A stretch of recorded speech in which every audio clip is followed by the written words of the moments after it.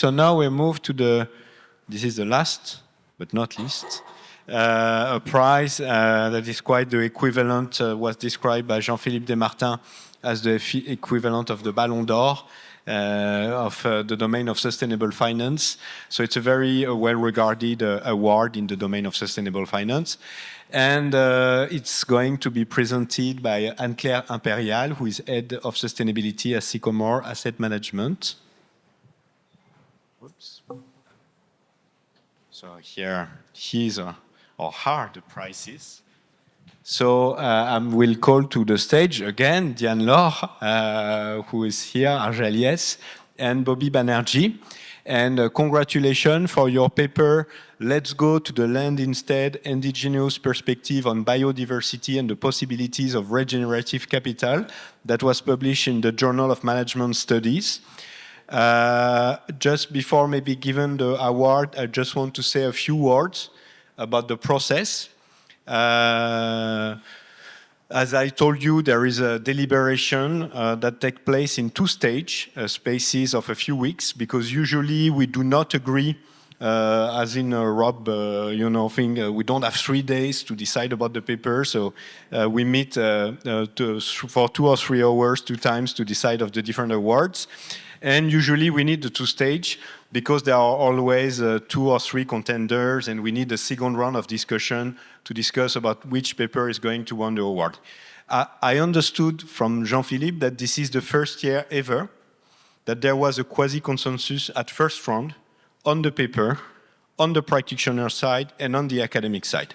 And for me, as the president of this committee, it was really reassuring because I didn't vote myself. I wait for everyone to vote before expressing myself because Professor Banerjee is part of my university and I wanted to make sure there is no conflict of interest. So, and spontaneously, the paper was ranked first by almost everyone in the room. So I want to insist on that point because it never happened before. And so that's a special aspect for this 20th edition. So you have to, yeah, sorry. Yeah.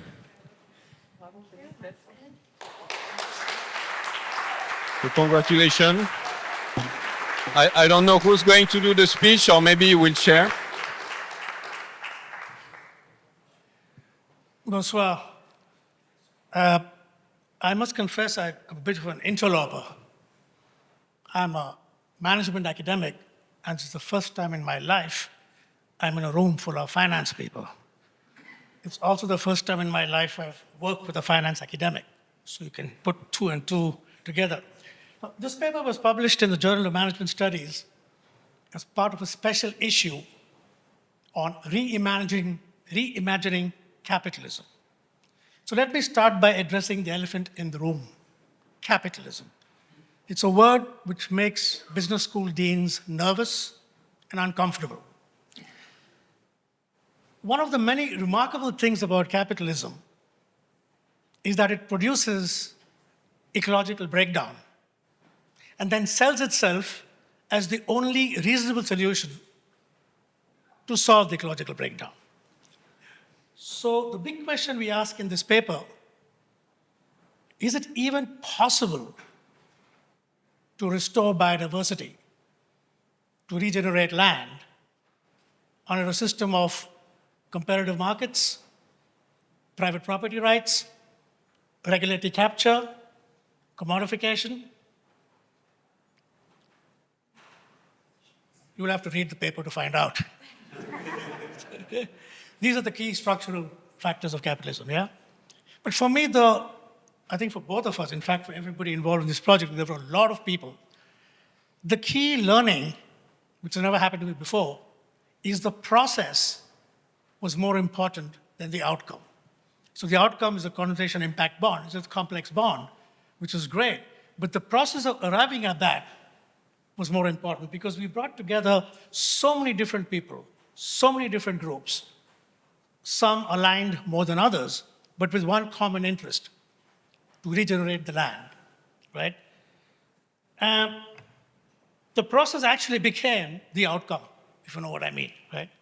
And I think what makes this project particularly unique is not just the inclusion, but it was driven by indigenous interests and the way they relate to land, which is very different from the way we relate to land.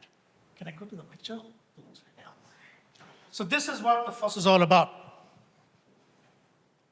Diane-Laure did the ethnography.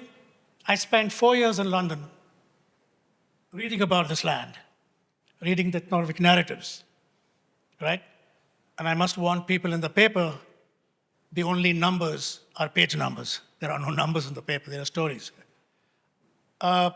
Reading the stories, watching the pictures. It was only in 2023 that I had the privilege of being introduced to the land and to pay its respects, and pay my respects. And what was most special about that, I was introduced to the land by the indigenous custodian of that land. So I asked you, look at this, what do you see? How do you describe this? Everybody in the room, including me, will look at this. This could be property, private property, state property, communal property. It's a resource, an asset. It's a degraded ecosystem that needs to be regenerated. Or as you say, some of us in management, it is a non-human stakeholder. If you look at it with a different set of eyes, like the indigenous people do, this land is alive. And what is more radical, this land is a relative. It's a relational ontology. This is my grandmother. This is my ancestor, right? How do we conserve biodiversity, right? How do we protect land if we do not see it as a resource or an asset, but as family? What does that even mean, right? How do we regenerate it? And the most important question is, who is the we? Are all of us created equal? Whose voices are heard? Whose voices are silenced when it comes to doing anything on that land, yeah? Especially when we have conflicting and incompatible ways of conserving this land. So for example, Western modes of conservation essentially involve kicking out all the human occupants, putting a fence around it, right? This dehumanization of land is a fundamental principle of Western biodiversity conservation. And it's based on a flawed logic that separates humans from nature, right? And the rules for both creating value from the land and the rules for conserving the land are also based on this false separation of humans and nature. Indigenous people don't have that separation and never have had the past 40,000 years, right? Completely in contrast. So what do I mean by saying that for indigenous people, it's a relation? You don't just live on the land, you live with the land. You write songs about it, you sing songs about it, you do ceremonies on it, you exchange seeds on the land, which, by the way, is illegal in Canada and in many parts of the Western world for what are called protected nature reserves.